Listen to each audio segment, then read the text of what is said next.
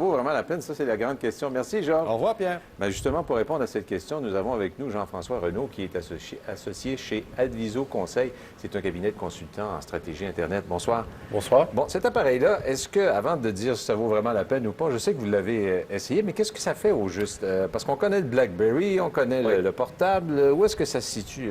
Essentiellement, c'est un ordinateur, finalement, mais qui est, selon moi, la plus grande force, c'est qu'il sort du bureau. C'est qu'on a un ordinateur qui vient dans notre salon, qui se promène dans la cuisine, qui passe de main en main très facilement, avec lequel on peut cuisiner, avec lequel on peut se magasiner une maison, restant dans le salon avec sa femme, avec lequel, et aussi avec lequel les enfants et les gens qui ont peut-être plus de difficultés à comprendre des interfaces complexes ont une grande facilité à jouer. Ah, donc on a vulgarisé, si je peux dire, peut-être les étapes ou la façon d'utiliser cet appareil-là. On a rendu ça le plus simple possible? Oui, bien moi, c'est ma vision, mais moi, je considère que c'est comme une espèce de netbook, mais réussi.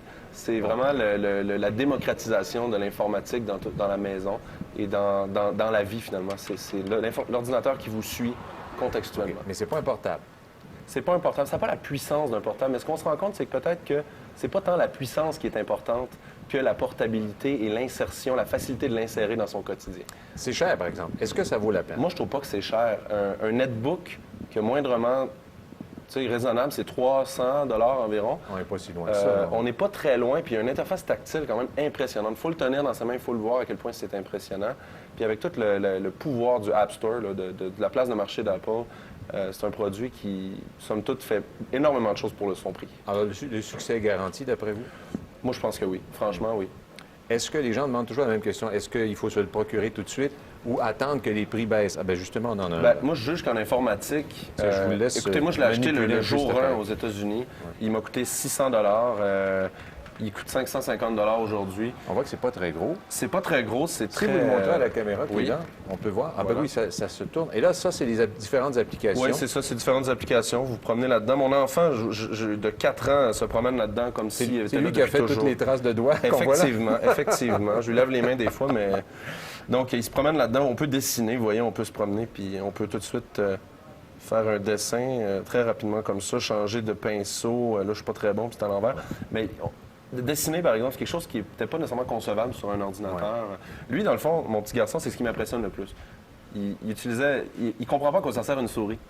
Parce qu'il a plus joué finalement avec ça qu'avec un... Oui, il n'y a pas de souris avec ça, évidemment. Lui, il comprend pas à quoi ça sert une souris. Pour lui, c'est comme... Il essaie de toucher à tous les écrans maintenant. Donc, il y a des doigts dans tous les écrans. Il a 4 ans, vous dites? 4 ans, oui. Et déjà, il joue avec ça. Il joue avec ça, là, il se promène dans les menus et tout ça, même s'il ne sait pas lire, finalement. Et les moins jeunes, ils peuvent utiliser ça aussi? Aussi. Les moins jeunes qui sont moins à l'aise avec les interfaces complexes s'en vont tout seuls là-dedans. Mais la question que j'allais vous poser, est-ce qu'on attend avant de l'acheter? Non. On l'achète tout de suite? Moi, personnellement, je veux dire, c'est quelque chose qui... Oui, il va y avoir une nouvelle version. Mais en informatique, si vous avez le goût de l'avoir, je veux dire, vous allez toujours attendre après une prochaine version. Quand la prochaine version va sortir, ils vont déjà parler de la troisième.